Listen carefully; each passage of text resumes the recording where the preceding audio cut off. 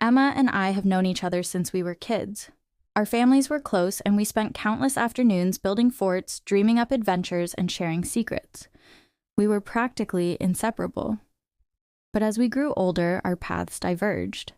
I threw myself into the world of art, embracing its chaos and creativity while she pursued a high-powered career. The gap between us grew wider, and our friendship started to feel strained. I was sitting in our usual corner booth at the coffee shop, my sketchbook open, but my mind elsewhere. She walked in, looking completely drained. "Sorry I'm late," she said, sliding into the seat across from me. "It's fine," I said, closing my sketchbook with a bit more force than necessary. "We need to talk. I feel like we're living in different worlds now." Her eyes narrowed. "What's this about?" "You're so wrapped up in your work that we barely see each other anymore," I said, trying to keep my voice steady. "When was the last time we just hung out without you being glued to your phone?" Her face hardened. "I have a demanding job, Sarah. I'm trying to build a career. You wouldn't understand that." "Understand what?" I shot back. "That you're losing yourself in your job. You used to be full of life and passion. Now it's like you don't care about anything but climbing the corporate ladder." Her jaw tightened. "I'm not losing myself. I'm being responsible. Maybe if you had a real job, you'd understand what it's like to have real responsibilities." "A real job?" I echoed, my voice rising. "So now you think my art isn't valid, just because it doesn't come with a suit and tie?" She scoffed. "Seriously, Sarah? Your art doesn't pay the bills or offer any stability. You're living in a fantasy world while I'm out here dealing with the real challenges of life." "Reality?" I shot back, my frustration bubbling over. "Is that what you call it? Working yourself to the bone and losing touch with everything you once cared about? Remember that summer when we swore we'd travel the world together, live in different countries, and just experience life?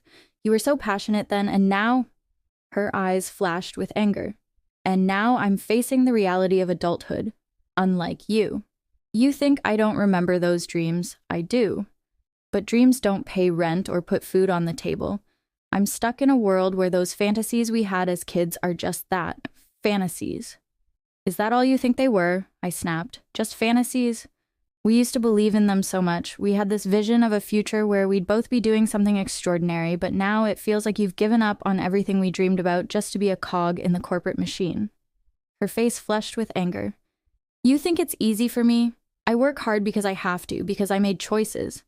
Unlike you, who's still waiting for inspiration while living in a cozy little bubble of art." "I'm not living in a bubble," I said, my voice trembling with emotion. "I'm just trying to hold on to what we once had. You've become someone I don't even recognize. You're so far gone that you don't see how unhappy you are. You've let your career swallow you whole." She leaned forward, her eyes hard. "Maybe I'm unhappy because I'm trying to make something out of my life while you sit here criticizing me for it. Maybe you don't understand because you've never had to face real responsibilities. You're living in denial." "Denial?" I said, my tears welling up. "I'm trying to remind you of who you used to be, the person who is full of dreams and laughter, not someone who's lost in a job that's drained all the joy from her life." The silence between us was thick with unspoken hurt.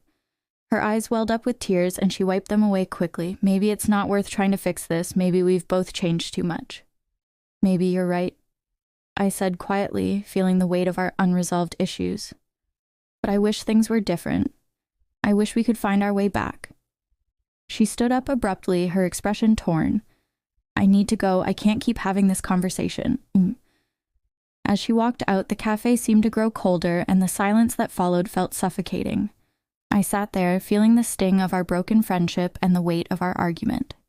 I paid the bill and left, stepping out into the cool evening air, but the street seemed distant and unwelcoming.